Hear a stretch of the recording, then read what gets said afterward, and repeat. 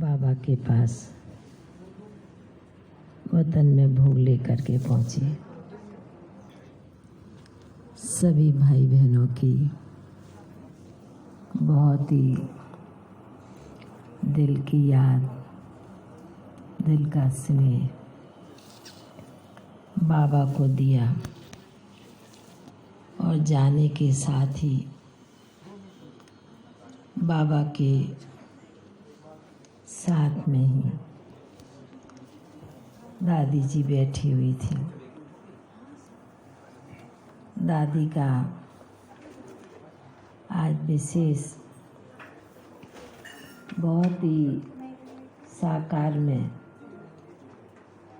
जिस प्रकार रूहानी चेहरा नज़र आता था, उसी प्रकार आज वतन में दिखाई दे रहा था।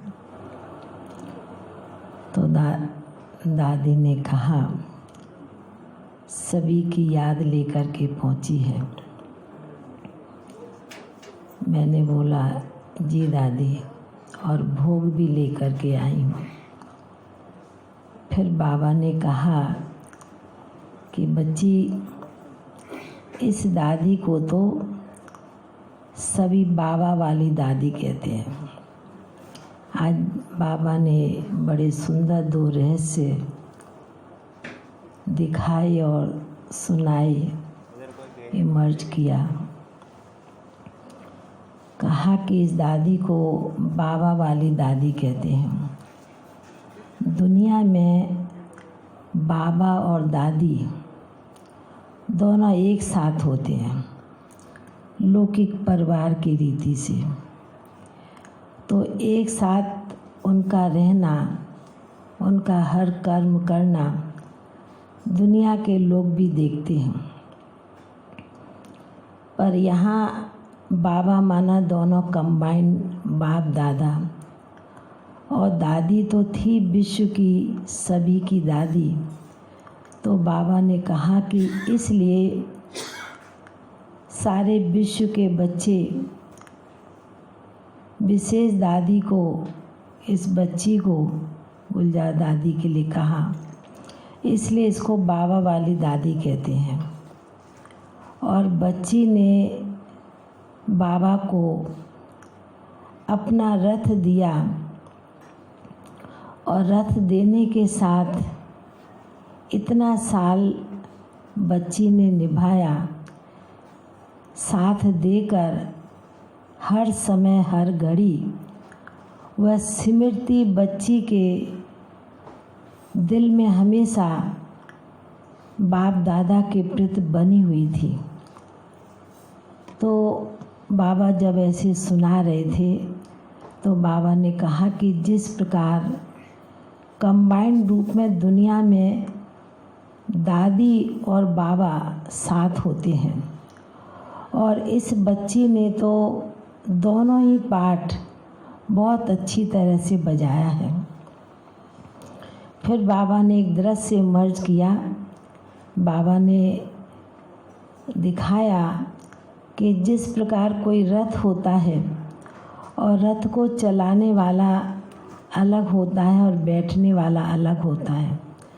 तो बाबा ने कहा कि बच्ची ने पहले अपना रथ दिया और बाबा को बिठाया, और बाबा ने भी उसी प्रकार बच्ची से हर प्रकार की सेवा ली। अब बाबा बच्ची को, बाप दादा इस बच्ची को अपना स्थान देंगे, और विशेष इस बच्ची को दादी के लिए कह रहे थे बाबा। तो बाबा ने कहा कि अब बाप दादा इस बच्ची को चलाने के निमित्त बनेंगे, क्योंकि इतना समय जिस प्रकार जब चाहा बाबा ने इस रथ से सेवा ली, अपना कार्य कराया, और बच्ची भी निमित्त बनकर चलती रही, औरों को भी उसी प्रकार चलाती रही। अभी बाप दादा इस बच्ची को अपना साथ देकर, अपना हाथ देकर उस प्रकार चलाते रहेंगे।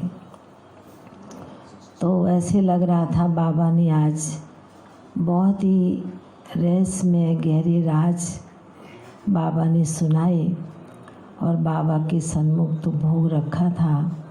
तो दादी भी बड़े प्यार से भोग की थाली को, मेरे को ऐसे थोड़ा ख्याल आता है कि जब भी दादी कोई विशेष भोग या कुछ चीज़ देखती थी तो बहुत प्यार से उस चीज़ को निहारती थी। अच्छा ये चीज़ आई है, ऐसे था ना नीलूबेन, हैं? मेरे को जो कुछ समझ में, पर बाबा का इशारा भी इसी प्रकार वतन का था। जो इतनी सुंदर थाली सजी देख के दादी कहती है, अच्छा मेरे प्रेत आई है, हैं? इतने प्रकार का भोग। तो बाबा ने कहा कि बच्ची तो बाबा ने कहा कि बच्ची पहले आपको बाबा भोग खिलाता, पीछे आप भले बाबा को स्वीकार कराना। तो जिस प्रकार साकार में भी बच्चे पहले बाबा को खिलाते थे, अव्यक्त बाप दादा को, और फिर बाबा बच्चों को खिलाता था। तो बाबा ने कहा कि इसलिए आज विशेष बच्चों की याद के साथ भोग भी आया, तो बाबा भी विशेष आपको इतने प्रकार का भोग है और उतने ही प्यार से बाबा भोग स्वीकार कराएंगे। तो ऐसे लग रहा था कि जैसे एक एक चीज़ को बड़े प्यार से बाबा खोलते जा रहे हैं और दादी भी देखती जा रही है और बाबा बड़े प्यार से एक एक चीज़ को दादी के आगे मुख खोलो, और जैसे अभिक्त बाबा बच्चों का मुख खुलवाते थे तो बाबा भी दादी को कहते हैं, बच्ची मुख खोलो, आपको भोग स्वीकार करना है। तो बड़े प्यार से बाबा ने आज दादी को अपनी जगह से